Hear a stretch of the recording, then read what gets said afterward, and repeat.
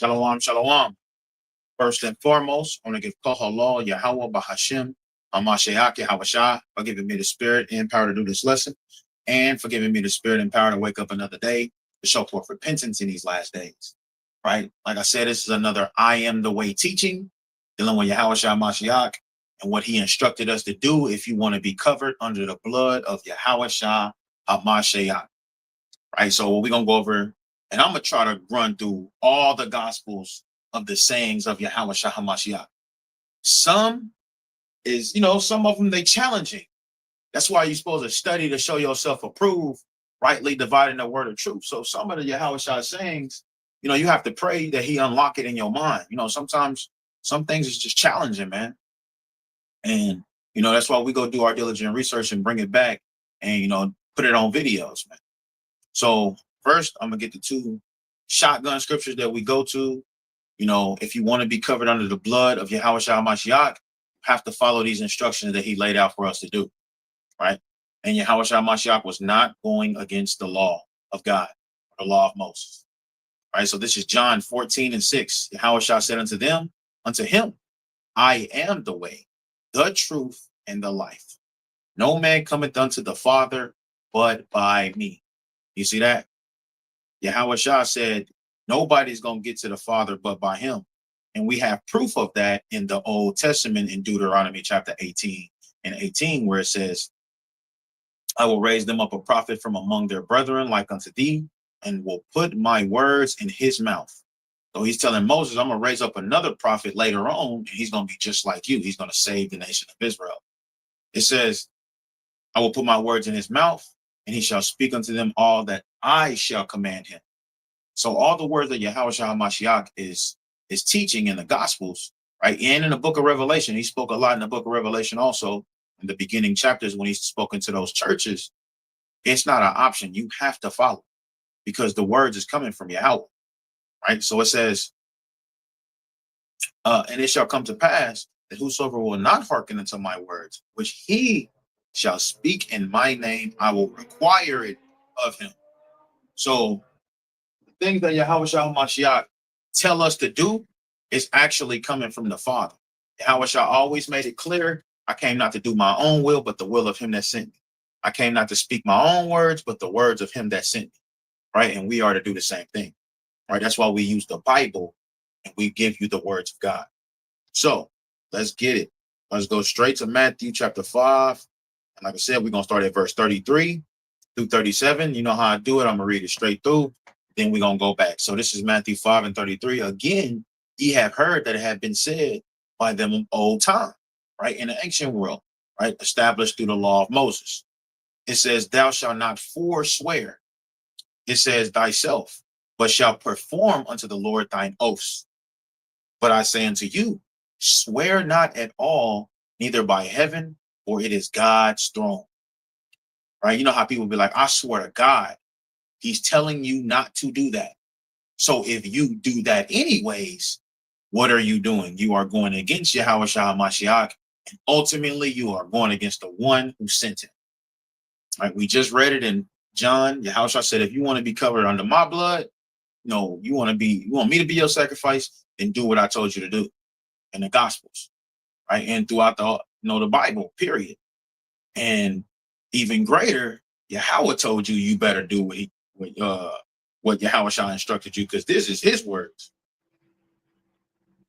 So, I mean, at the end of the day, the law, the Torah, and the Gospels is hand in hand.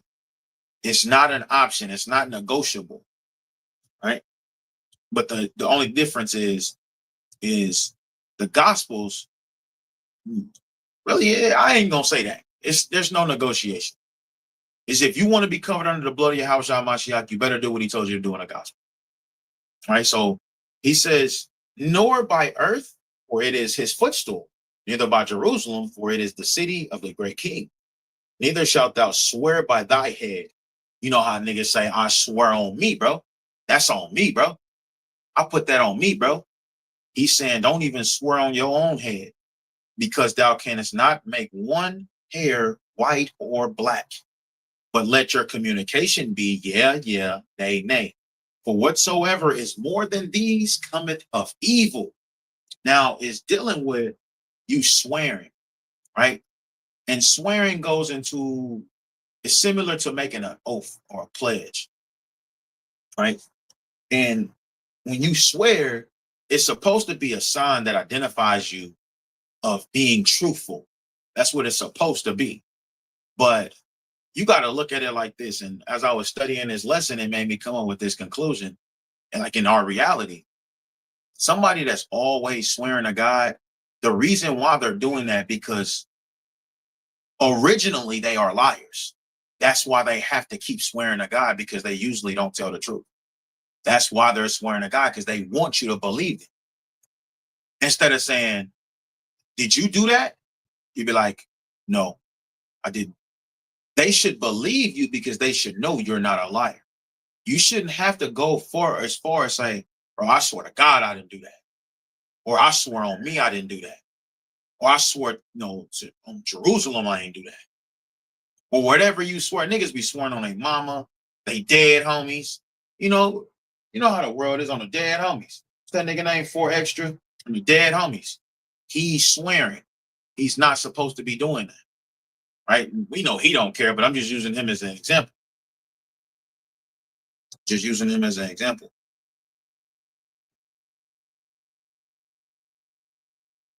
It's like it.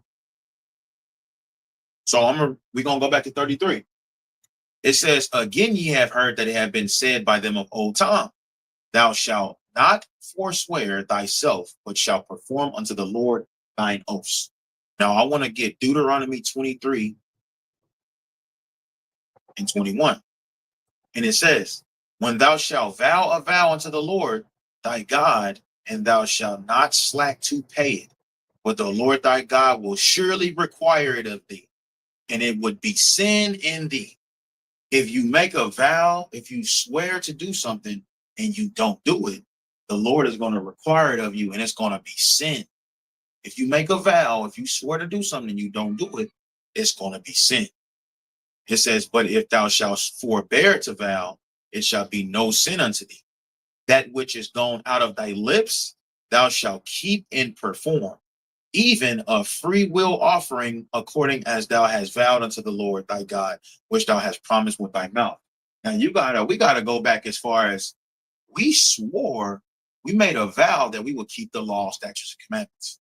We didn't, so we're in the land of our captivity. This is how serious the Most High God is. When you look at the 1600s, 17 and 1800s, you see how serious the Most High God is when it comes to vows.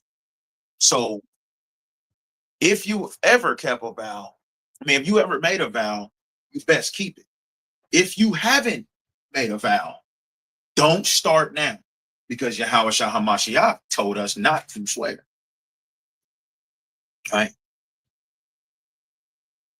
And we gotta look at it like this. Vows are very, very serious, man. Swearing, like swearing it into a marriage, it's the same thing. Vowing and swearing into a marriage. All right, that's what you do. When you put your hand on a Bible, you vow, you swear, right? And when we look at marriages, like the last lesson we was going over, they swear until death do us part, but then a year later they're divorced. It goes on all the time, which shows you that people don't hold vows or swearing to the standard that it need to be held at, because God, Yahweh does, and He's going to punish you for breaking that. That's why a lot of times when people get married, the people that you see that's like legally married in Esau society, they be married. I met a lady, she was married 5 times, man. 5 times. I was like, damn, girl. But that's how it be. People that swear and break those vows, they never happy, man. They never be happy after that relationship. When they vowed, they swore that they would stay together until death, through thick and thin, to death do us part. That's some scary shit to say to somebody.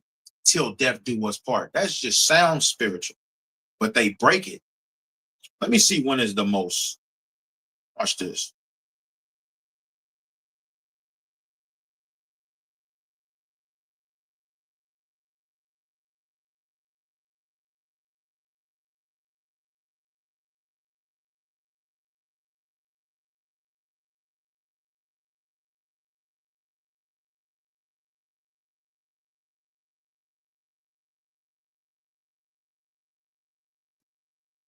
It says shortest. I typed in what is the most shortest divorce in the world.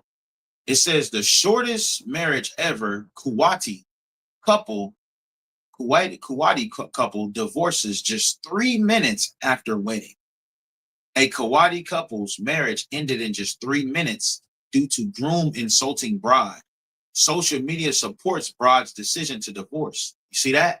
And that'd be a big thing too. You know, getting the support of people that wouldn't even keep their vows, or who wouldn't keep when they swore. That's just what be going on, man. Right? But you gotta understand, a vow or a swearing is a solemn promise to do something, right? In the use of God's name, and the majority of the world, they don't uphold it. Niggas will swear to God and be lying right in your face, bro. That's a real thing. I've actually had niggas swear to God in my face and be lying. What do you do after that? Nobody's gonna believe you. It's like the boy who cried wolf, man. It's like the boy who cried wolf. So now let's go to Numbers chapter 30 right quick. When you go to Numbers chapter 30 and 2, it says, if a man vow a vow unto the Lord. Matter of fact, I want to show you what the word vow means.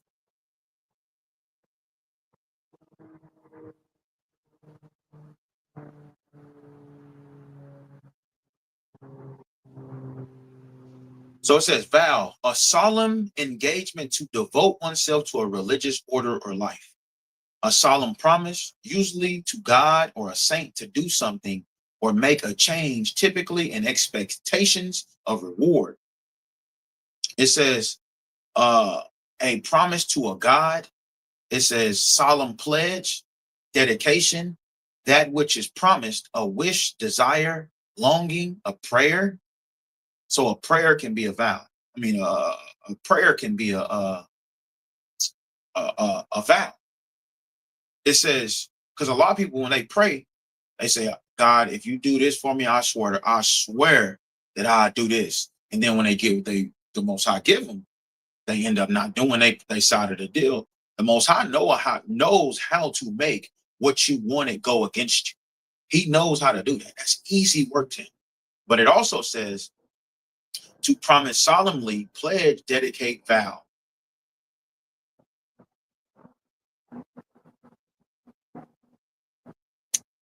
So, 1 second.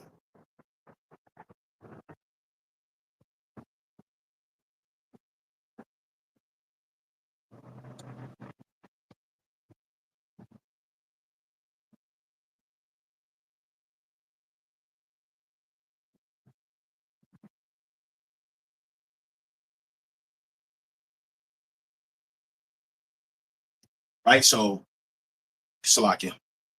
This is why I'm gonna read this Numbers 30 and 2. If a man vow a vow unto the Lord or swear an oath to bind his soul with a bond. So vow or you swear.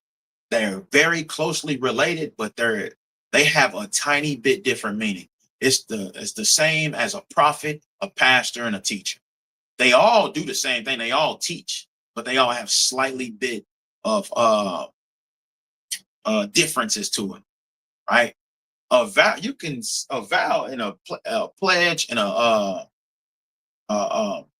swear is they all the same, relatively the same. All right, so it says, if a man vow a vow unto the Lord or swear an oath to bind his soul with a bond. So that's what that is when you swearing. When you swearing on whoever, whatever, you're binding your soul to something. And that's very important, man, because people walk around here and they be swearing all the time, man. Right. And when I read this, I had to examine myself and I realized that I do some swearing. And I've been checking myself ever since I've came across this information of studying. And this is why studying is important, because it'll help you have this kind of understanding. So it says, he shall not break his word. He shall do according to all that proceeded out of his mouth. The book of Numbers is the law. If you swear, you have to keep that oath that you made. All right, so let's go to Leviticus chapter 5. I'm gonna get it in an amplified version. I want you to really understand this in an amplified version. I'm gonna just read the 2 verses from 4 to 6. It says, or if anyone swears an oath thoughtlessly or impulsively, aloud that he will do either good or evil or good. So let's say a man swear, I swear to God, I'm gonna kill you when I see you. Or I swear to God, I'm gonna give you this when I see you, whether it's evil or good. It says, in whatever manner a person may speak thoughtlessly or impulsively with an oath, but he is unaware of it, when he recognizes it, he will be guilty in one of these things. Let's say a man made an oath and say, man, I swear to God, I'm gonna kill that nigga because he killed my cousin. And then you come to find out that your cousin set him up and your cousin was trying to knock him off. And then you come to realization of that, you still guilty. It don't matter. You should have never said that. This is why Yahweh said, don't even swear, bro. Don't make no vows. Right? A lot of people in the nation make vows that they not gonna keep, man.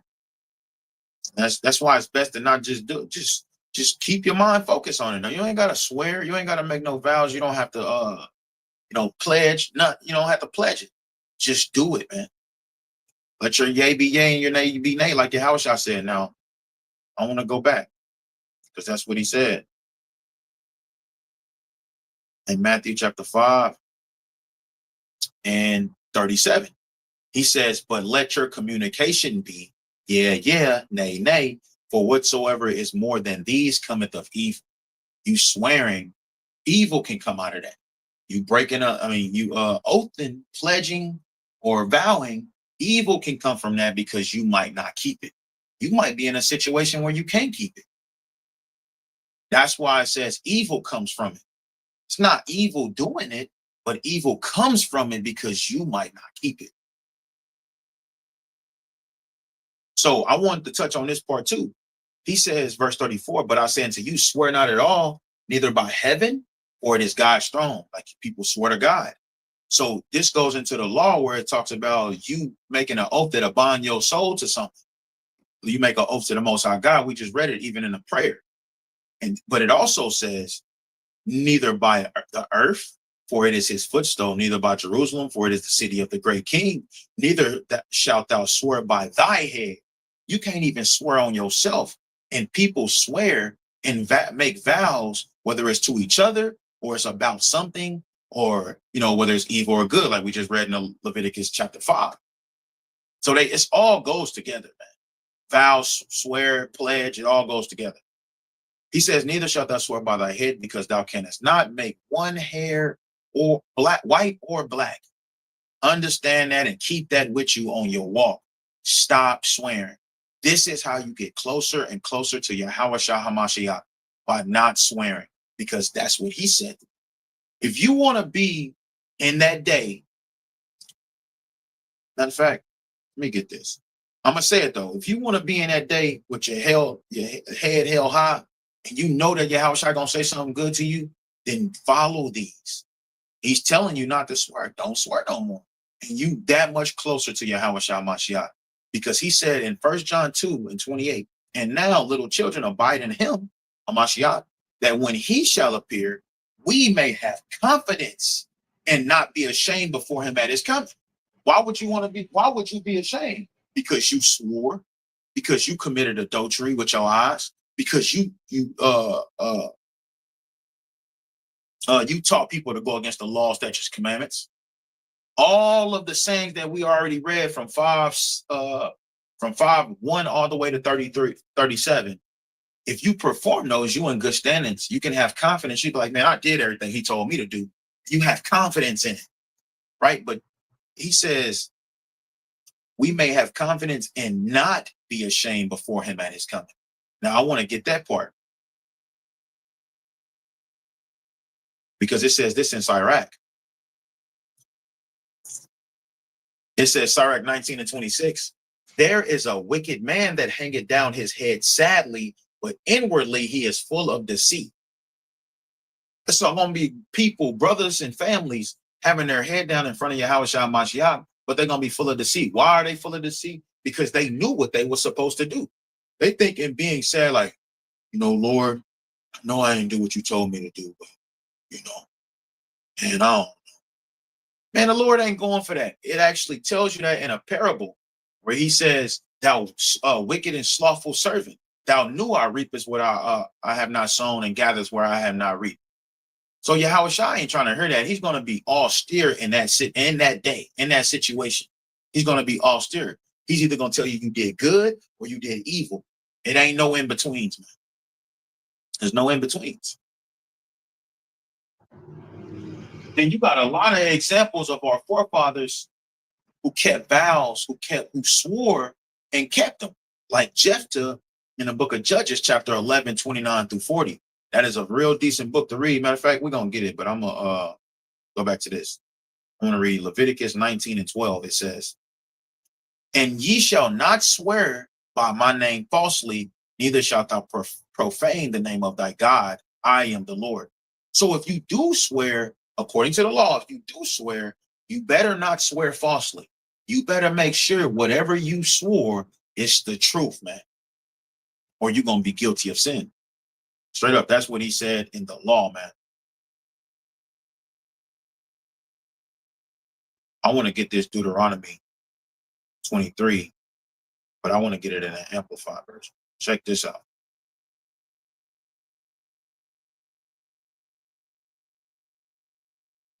So Deuteronomy chapter 23 and 21, when you make a vow to the Lord your God, you shall not delay to pay it, for he will most certainly require it of you. The Most High God is not a man that he shall lie, neither the son of man that he shall repent. The Most High is going to hold you to that oath, that swearing that you did. If you say, I swore to God, I did not steal that, bro, and it's in your sock, because I've actually seen people do that. The Most High is he might judge you by the dude that you swearing to. He might judge you by his hands. However, the Most High God want to do it, man. But Yahushua Mashiach is telling us, he's giving us a better way to live life without worries. And that's not swearing at all, man. So it says, in a delay. It says, when you make a vow to the Lord your God, you shall not delay to pay it, for he will most certainly require it of you. And a delay would cause you to sin. You see that? But if you refrain from making a vow, that would not be counted as sin in you. But if you refrain from making a vow, and that's what Yahushua is trying to keep you out of sin by saying, just say yes, yes, or no, no. Let it be that. And if they don't believe you, oh well, man. But it says, you shall be careful to perform that vow, which passes your lips, just as you have made a voluntary vow to the Lord your God, just as you have promised with your own words, your mouth. You better perform it if you make that vow, that swear, that pledge. But Yahushua Mashiach told us not to. And this is him protecting us doing that. Right? Because in Judges 11, all right, let's go to Judges 11. And I'm going to just get the point in Judges because it's kind of a lengthy story. So I'm going to start at 29.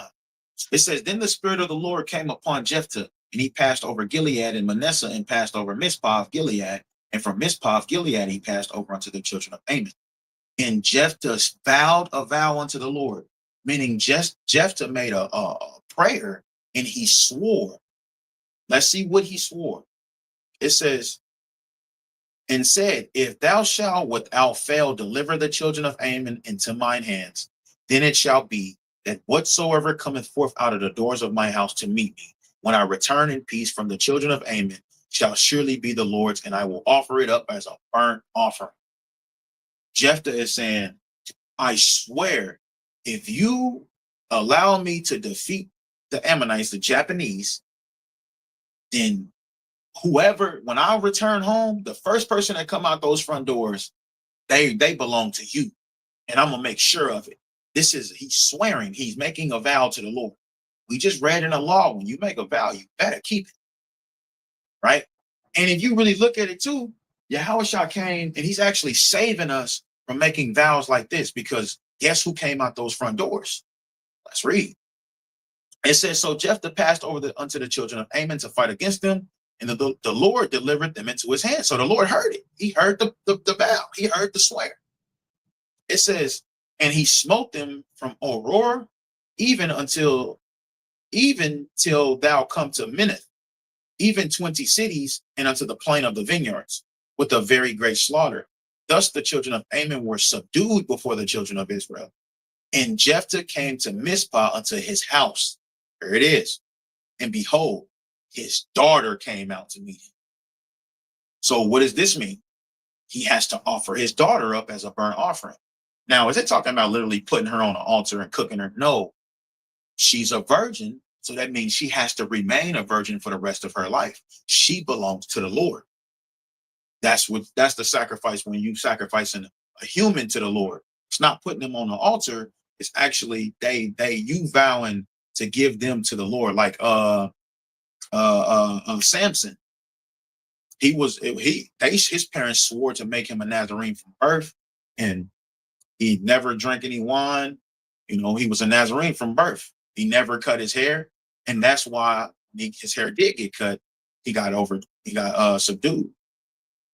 But it says his daughter came out to meet with him with timbrels and with dances, and she was only his only child. This is Jephthah's only child, not his only daughter, this is his only child. It says, beside her, he had neither son nor daughter. So Yahushua HaMashiach is saving us from swearing in this kind of manner to where it'll bite us in the ass, so to speak. Or actually, or get us in trouble. Because today, somebody with one child and they make a vow like this, they swear like this, 8 times out of 10, they're not gonna keep it. And if they don't keep it, they daughter ain't. If they keep it, they daughter ain't. So you got to be circumspect of things like that. So it says, and it came to pass when he saw her that he rent his clothes and said, alas, my daughter, thou hast brought me very low, and thou art one of them that trouble me. For I have opened my mouth unto the Lord, and I cannot go back. He swore and he cannot go back. Our people understood that back then. Our people don't understand that now.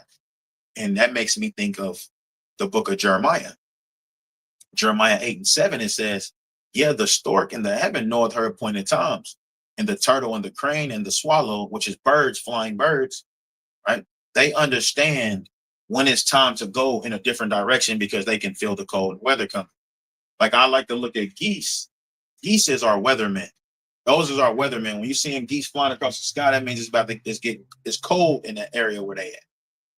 And they flying, either north, south, wherever. But it says, and the crane and the swallow observe the time of their coming. But my people know not the judgment of the Lord. A lot of people be swearing and they don't even understand that. That's why they in so much turmoil, because they ran out of swears. They ran out of vows, man. And the Lord is just putting all kind of calamities on their head, because, you're going to pay that vow. The Lord is going to make sure every single last one of us that make a vow pay that vow, whether it's blood or whether it's, him making sure you perform the vow. Right? So let's keep going. It says, let's see how honorable the women was back then. It says,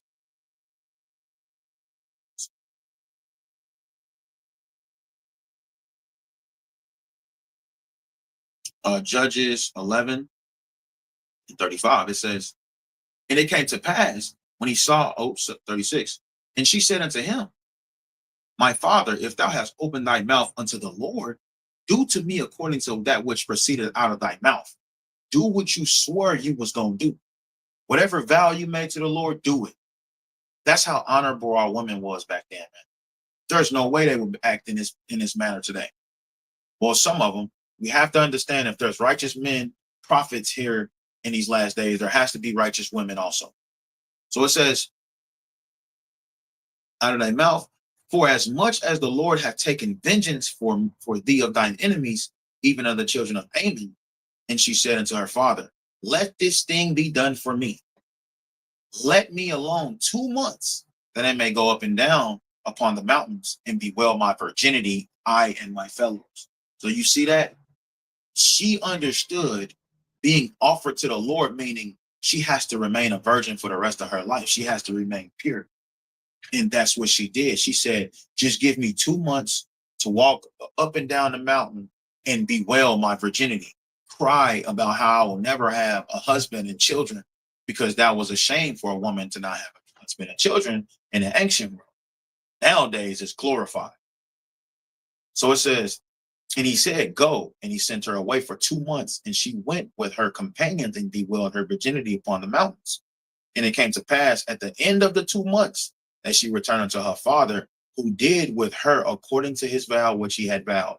And she knew no man. And it was a custom in Israel that the daughters of Israel went yearly to Lamech, the daughter of Jephthah, the Gileadite, 4 days in a year. You see that? They made it a custom to mourn for this woman who was used as a sacrifice, which knew no man, so she didn't have no children also. This is the kind of situation you will put yourself in by making oaths, by swearing, right?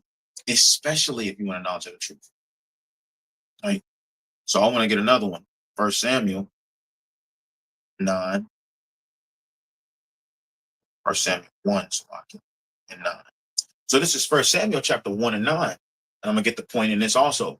So Hannah rose up after they had eaten in Shiloh, and after they had drunk. Now Eli the priest sat upon a seat by a post of the temple of the Lord, and she was in bitterness of soul, and prayed unto the Lord, and wept sore. And she vowed a vow, she swore, and said, O Lord of hosts, if thou wilt indeed look on the afflictions of thine handmaid, and remember me, and not forget thine handmaid, but will give unto thine handmaid a man child, then will I give him unto the Lord all the days of his life, and there shall no razor come upon his head. So she swore, if you give me a boy, I will make him a Nazarene from his birth until he dies. I will make sure that happens. This is the oath she's making. This is the vow, the pledge. This is what she is swearing. It says, and it came to pass as she continued praying before the Lord, that Eli marked her mouth. You see that? Eli marked her mouth, meaning he bare record of it.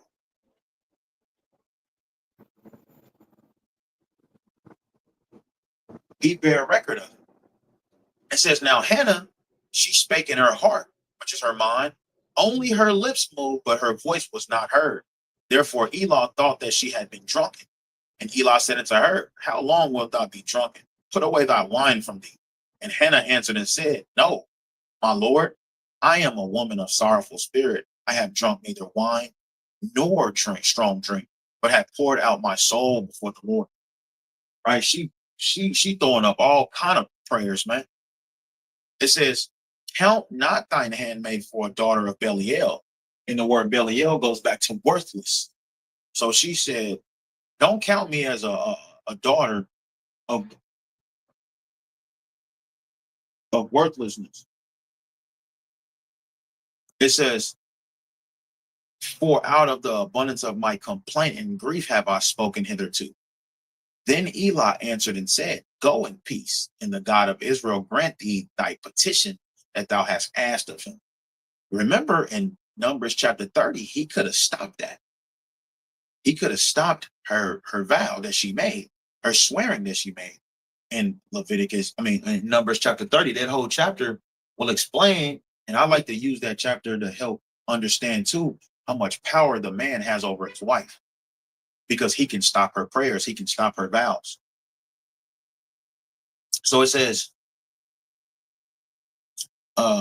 verse 18, but in this situation, let's read it again. Then Eli answered and said, go in peace, and the God of Israel grant thee thy petition that thou hast asked of him. So he's approving this vow, this swearing that she made. It says, and she said, let thine handmaid find grace in thy sight. So the woman went her way and did eat, and her countenance was no more sad. And they rose up in their morning early and worshiped before the Lord, and returned and came to their house to Ramah. And Elkanah knew Hannah his wife, and the Lord remembered her. You see that? So when Elkanah had sex with his wife, it said that the Lord remembered what she said. So the Lord, what does that mean? The Lord granted her permission. he heard it and he said, okay, let's do it. So it says, wherefore it came to pass when the time was come about, after Hannah had conceived, that she bare a son and called his name Samuel. Salaki, I'm thinking this is Samson, but it's about Samuel. Saying, because I have asked him of the Lord. You see that? And that's what was going on with Samuel. And Samuel had a good long life. Samuel died of old age. He didn't die. He didn't get put to death. He didn't die of no other disease or no, he didn't die in captivity or nothing like that. He died of old age, man. Because that oath was performed. Nothing happened to the mother, nothing happened to the father, because it was an oath that was performed. And she didn't lie. He didn't lie. Right? So this makes me get Ecclesiastes chapter 5. I've been waiting to get this right here. Because there was a point in time where this is the only scripture that I had dealing with Yahweh Shah HaMashiach. So it says, when thou vowest a vow unto the Lord, when you swear, defer not to pay it, for he have no pleasure in fools. So anybody that swears and or make a oath or a vow or a pledge and don't perform it, you are known as a fool according to the men of God. It says, pay that which thou hast vowed. Whatever you swore, you better make sure you're not lying also. You better make sure you're telling the truth. But what did Yahweh Shah say? Swear not at all so you don't put yourself in those situations. Imagine you saying, man, I swear I seen this dude in her house. I swear I seen it. But then she looked just like the husband. You've never seen the husband before. And then here it is. It was the husband the whole time. And now you swore, you didn't put everybody in a deep hole. And then your swore turned out to be misled. And you're going to be guilty of that. You're going to be guilty of sin. That's why we got to say, yeah, no. So it says, better is it that thou shouldest not vow than that thou shouldest vow and not pay. It's better. That's why Yahweh Shah said, you see that? It's perfect. That's why Yahweh Shah said, don't even make a vow. Don't swear on God. Don't swear on the throne. Don't swear on Jerusalem. Don't even swear on yourself. So he says, suffer not thy mouth to cause thy flesh to sin. Don't use your mouth to get your flesh in trouble. Because that flesh is soft for a reason. It's for punishment. So it says, neither say thou before the angel that it was an error. Right? Don't be trying to backtrack and say, man, I sadly mistaken. You hanging down your head sadly, like we just read in Sirach 19 and 26, because you still gonna get punished. It says, wherefore should God be angry at thy voice and destroy the work of thine hands? And it makes me think, since we read in Solomon, it makes me think of Wisdom of Solomon chapter 1, where it says,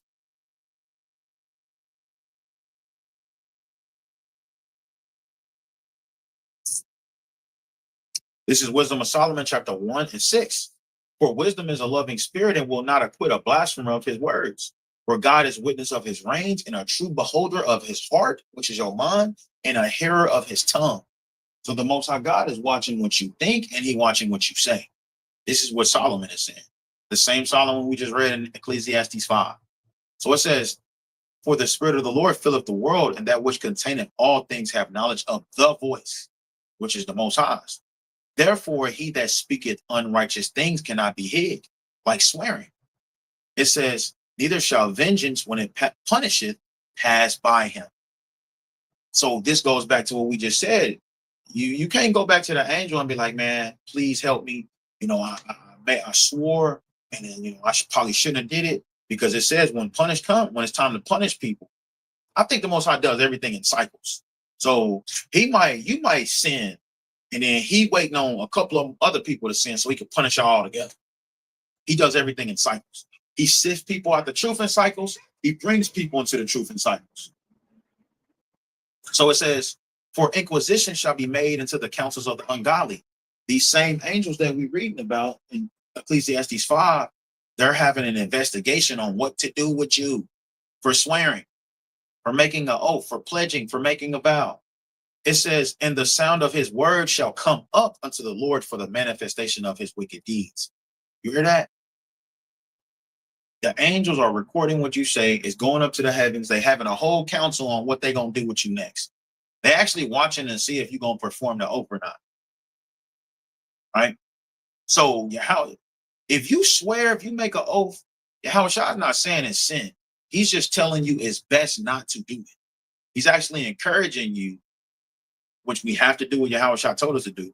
And this is for your best. But if you decided that you wanted to make a vow, I don't think Yahweh Shai would be all the way mad at you. I think it would be a double jeopardy if you did not keep it because he already told you not to vow.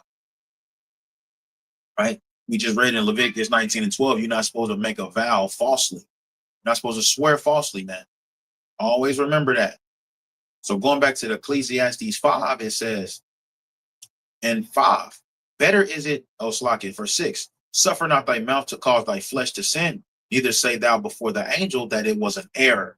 Wherefore should God be angry at thy voice and destroy the work of thine hands? You see that? You're going to be destroyed. And probably everybody that's around you, your wife, your children, your husband, your children, you got everybody in a deep hole because you wanted to swear. You wanted to make a vow. You wanted to make a pledge. Straight up. So I want to go to Sirach chapter 18. Oops, lock it.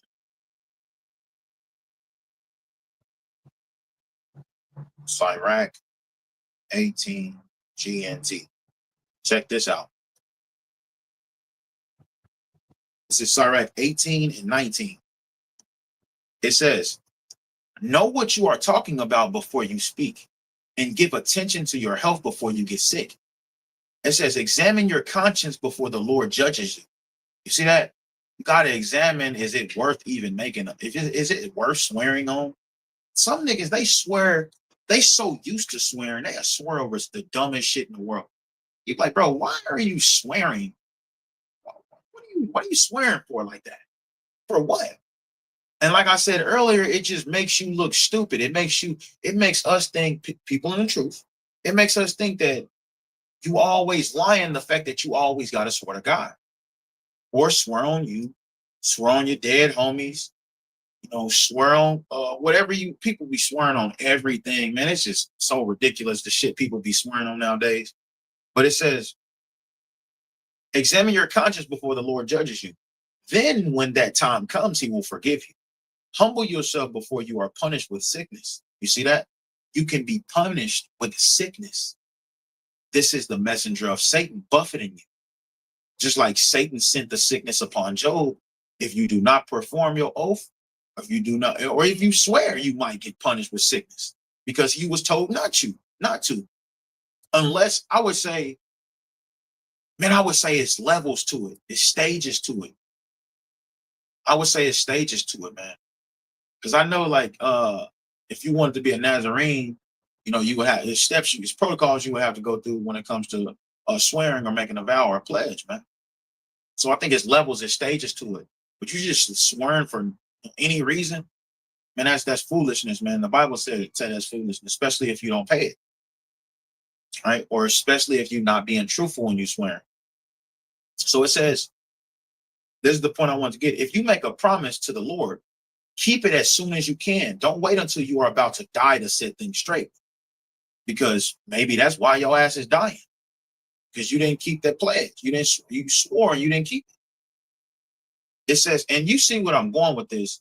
These scriptures is talking about you swearing to the Lord, but Yahweh Shai, he adds onto it and say, don't even swear on yourself.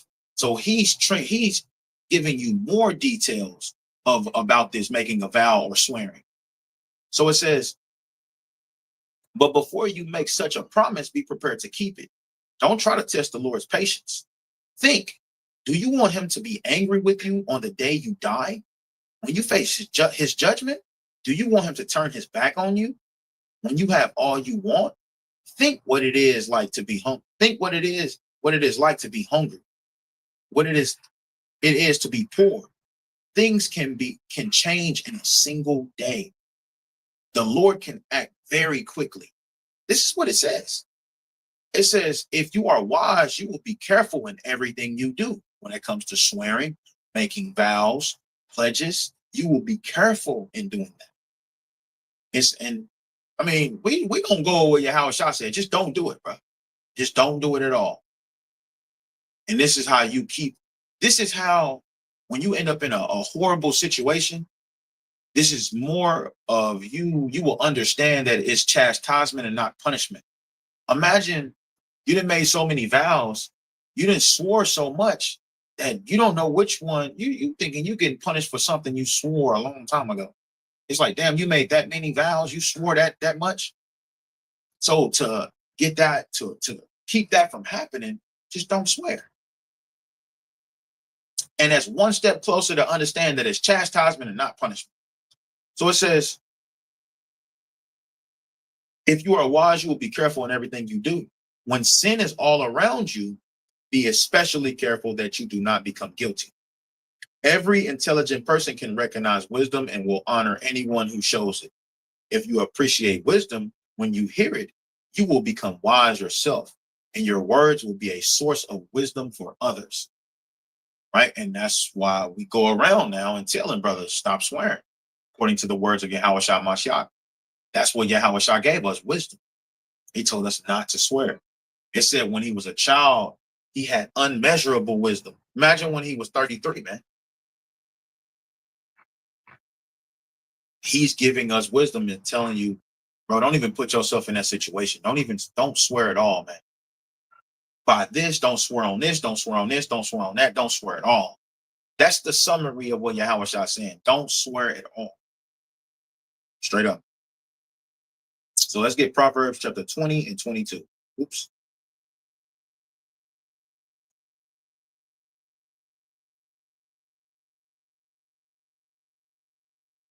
Proverbs chapter 20 and 22, it says, say not thou, I will recompense evil, but wait on the Lord, and he shall save thee. Divers weights are an abomination to the Lord, and a false balance is not good. Man's goings of the Lord. Hold on, is this what I want? I don't think this is what.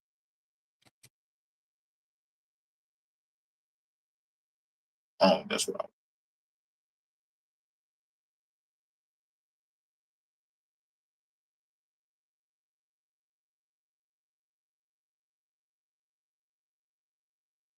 So I'm gonna go back to the Matthew, but that ain't right. So Matthew chapter 5 and 33 again. Again, ye have heard that it had been said by them of old time, thou shalt not forswear thyself, but shalt perform unto the Lord thy oaths. You see that? We just read that in the law in Deuteronomy, Leviticus. We read in a couple of more scriptures how if you make an oath, you have to keep it. But I say unto you, right? This is him looking out for you. I'm telling you, swear not at all, neither by heaven, for it is God's throne, it's not yours, nor by the earth, for it is his footstool, it's not yours, neither by Jerusalem, for it is the city of the king, it's not yours to swear on, neither shalt thou swear by thy head, because it's not yours. And he goes on to say, because thou canst not make one hair white or black. You're not yours. You can't even swear on yourself. You don't even have that power to swear on yourself because you don't belong to you. How do we know that? 1 Corinthians chapter 6. 1 Corinthians 6 and 19, it says, what know ye? So like it, what? Know ye not that your body is the temple of the Holy Ghost, which is in you, which ye have of God, and ye are not your own? You don't belong to yourself. That spirit that's in you is thousands of years old that the Most High God put in that flesh. It says, for ye are bought with a price, therefore glorify God in your body and in your spirit, which are God's. That is God's body, not yours. Straight up. So going back to Matthew,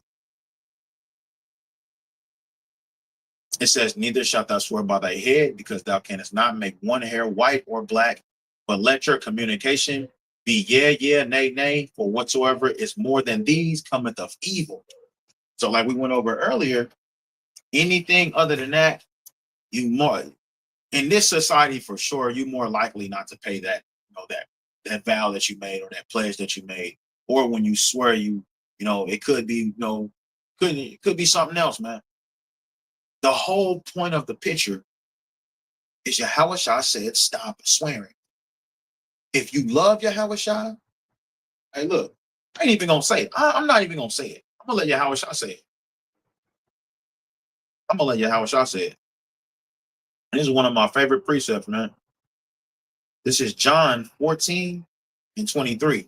Yahushua said unto him, if a man love me, he will keep my words, which we read in Matthew chapter 5. He told you not to swear. If you love him, you're going to keep his words.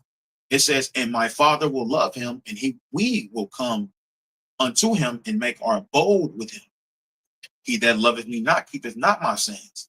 So if you don't love Yahushua HaMashiach, you're going to keep swearing.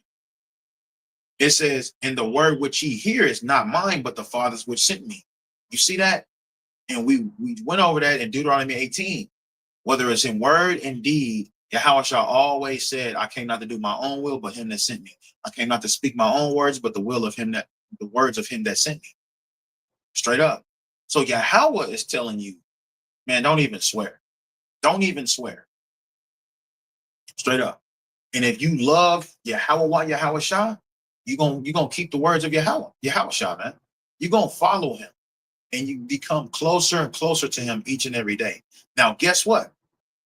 This is how live the book is. I'm gonna say live.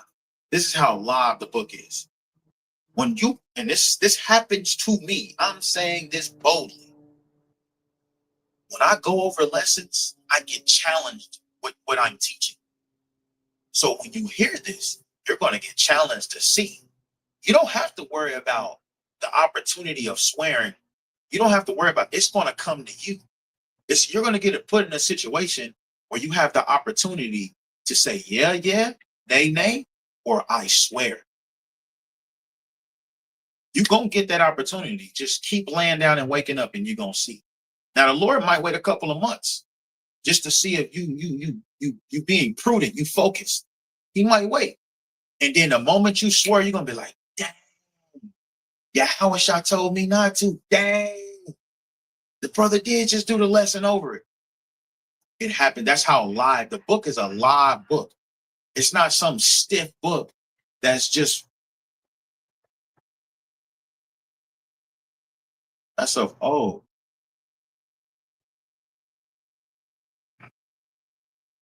What the hell is that? It's not just some stiff book of old. It's a live book, man.